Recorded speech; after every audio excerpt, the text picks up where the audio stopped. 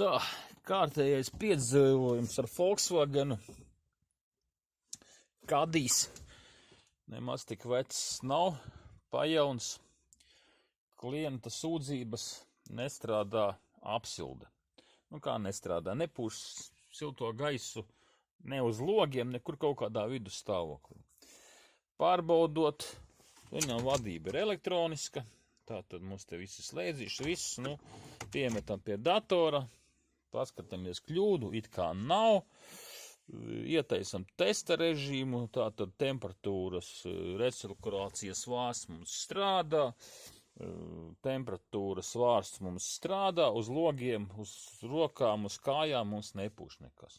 Labi, skaidrs, tātad bojāts motoriņš. Apskatos, kā viņam klāt tikt.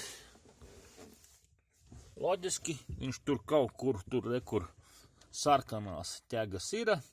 Tad motoriņš tur kaut kur aizmugurē klāt, es viņam netiek uz testi negatīvi, jā. Tagad pastos visu, skaidrs, jāņem panelis nos, lai tiktu tam visam klāt.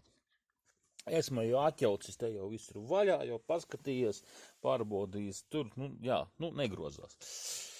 Neko darīt, jāņem, ņemu nost, izņemu mūziku, izņemu šo te, un kas man izrādās, man izkrīt trose no regulatora. Izrādās, visiem vagiem ir elektromotori, šim te regulējās ar trosi, un kā mēs viņu pagrozam,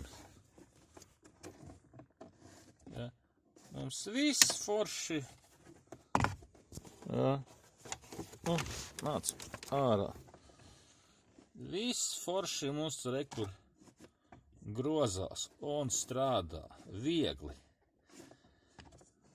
Ko? Kā te reiz mūžu dzīvo, mūžu mācies, apsties YouTube'ā, jā, kadijam jāņem panelis nost un tā tālāk. Unikāla mašīna. Neko darīt. Zināšanas maksā naudu. Saimniecei lētāks remonts, man bagāža atkal kārtējām sakot, zināšanu papildināšana. Galvenais, ka visur uzrādās, ka ir elektromotorīšana. Tā, varbūt kādam dzīvē noder, tā kā uzmanaties ar šitiem te Volkswageniem.